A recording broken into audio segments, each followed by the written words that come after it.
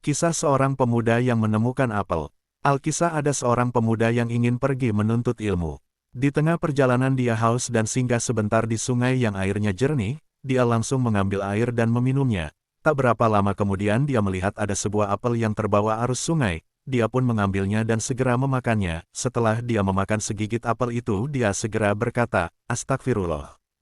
Dia merasa bersalah karena telah memakan apel milik orang lain tanpa meminta izin terlebih dahulu.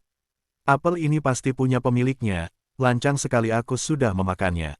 Aku harus menemui pemiliknya dan menebus apel ini. Akhirnya dia menunda perjalanannya menuntut ilmu dan pergi menemui sang pemilik apel dengan menyusuri bantaran sungai untuk sampai ke rumah pemilik apel. Tak lama kemudian dia sudah sampai ke rumah pemilik apel. Dia melihat kebun apel yang apelnya tumbuh dengan lebat. "Assalamualaikum." "Waalaikumsalam WB," jawab seorang lelaki tua dari dalam rumahnya. Pemuda itu dipersilahkan duduk dan dia pun langsung mengatakan segala sesuatunya tanpa ada yang ditambahi dan dikurangi. Bahwa dia telah lancang memakan apel yang terbawa arus sungai. "Berapa harus kutebus harga apel ini agar kau ridha?" "Apel ini aku makan Pak Tua," tanya pemuda itu.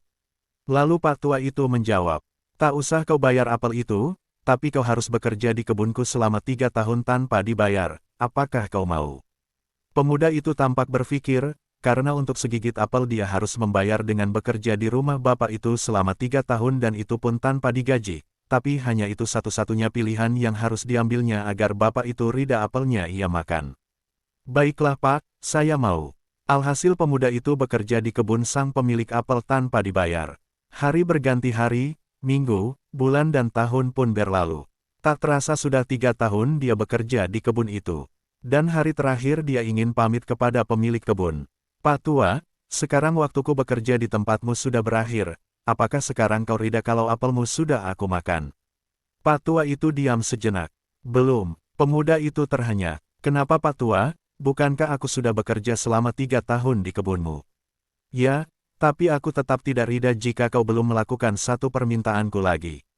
"Apa itu Pak Tua?" "Kau harus menikahi putriku, apakah kau mau?" "Ya, aku mau," jawab pemuda itu. Bapak tua itu mengatakan lebih lanjut, "Tapi, putriku buta, tuli, bisu dan lumpuh, apakah kau mau?" Pemuda itu tampak berpikir, bagaimana tidak dia akan menikahi gadis yang tidak pernah dikenalnya dan gadis itu cacat, dia buta, tuli, dan lumpuh. Bagaimana dia bisa berkomunikasi nantinya?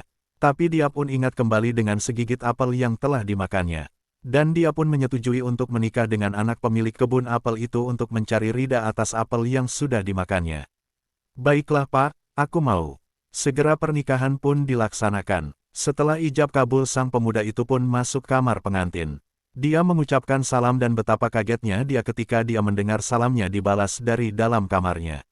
Seketika itu pun dia berlari mencari sang bapak pemilik apel yang sudah menjadi mertuanya. "Ayahanda, siapakah wanita yang ada di dalam kamar pengantinku? Kenapa aku tidak menemukan istriku?" Pak tua itu tersenyum dan menjawab, "Masuklah nak, itu kamarmu dan yang di dalam sana adalah istrimu." Pemuda itu tampak bingung. "Tapi ayahanda, bukankah istriku buta, tuli tapi kenapa dia bisa mendengar salamku? Bukankah dia bisu tapi kenapa dia bisa menjawab salamku?" Pak tua itu tersenyum lagi dan menjelaskan, "Ya, memang dia buta dari segala hal yang dilarang Allah. Dia tuli dari hal-hal yang tidak pantas didengarnya dan dilarang Allah. Dia memang bisu dari hal yang sifatnya sia-sia dan dilarang Allah, dan dia lumpuh, karena tidak bisa berjalan ke tempat-tempat yang maksiat." Pemuda itu hanya terdiam dan mengucap lirih, "Subhanallah." Dan mereka pun hidup berbahagia dengan cinta dari Allah.